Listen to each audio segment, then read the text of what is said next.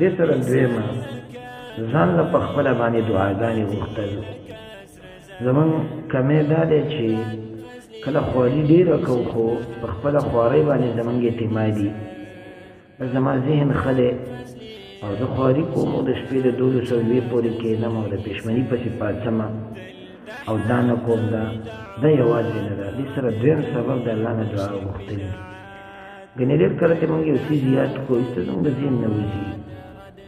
دا وجه دا د خواري م کړې ده خو د الله نه هم دعا نه ده غوښتلې چې الله دا راته آسان کا، دا راله ذهن کې مضبوط کا، دا راله پاتې کا او په دې د عمل توفیق راکا چې بل ته م ورسوم. دا ټولې دعاګانې پکې شاملې کړه.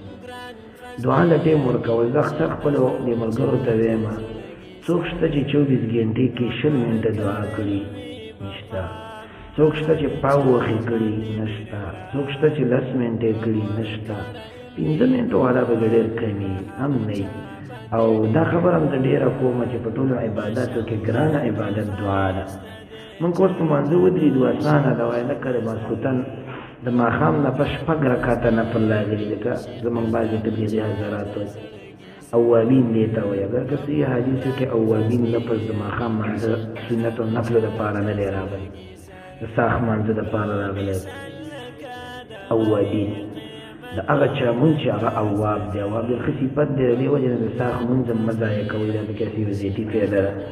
کوشش کوئ که په سفر وي په سورلۍ کوه، په سایکل یې کوه، په موټرسایکل یې کوه، خو مونځ مه ضایع کوه، خاص کر د ساښ چې اوابینو کې راشي. نو مقصد دا که اوس ودرېږو نو 6 رکعات هم کوو، هغه آسان دي. په هغې به رانه 10 منټه پاو وخو 20 منټه ولګي، نه ګرانېږي.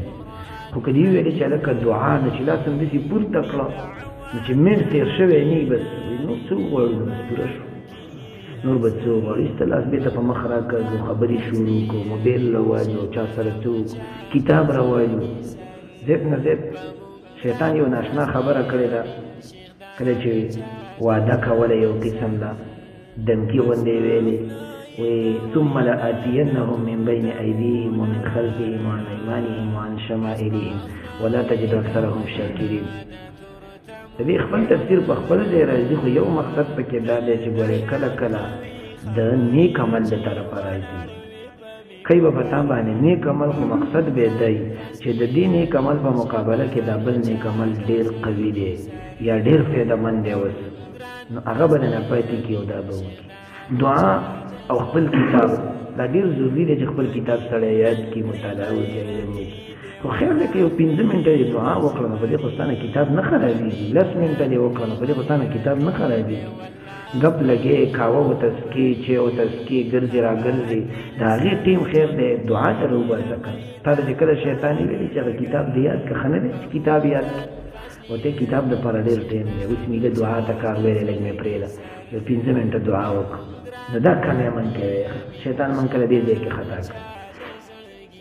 مقصد مې دا چې بل سبب دی په خپله باندې دعا کول، دا ضروري سبب دی. د شپې کوه، منځونه پسې کوه، یو خوشې ځای کې ځان له کوه، الله نه دعاګانې غواړه، ځان له دعا کول دا ضروري دی.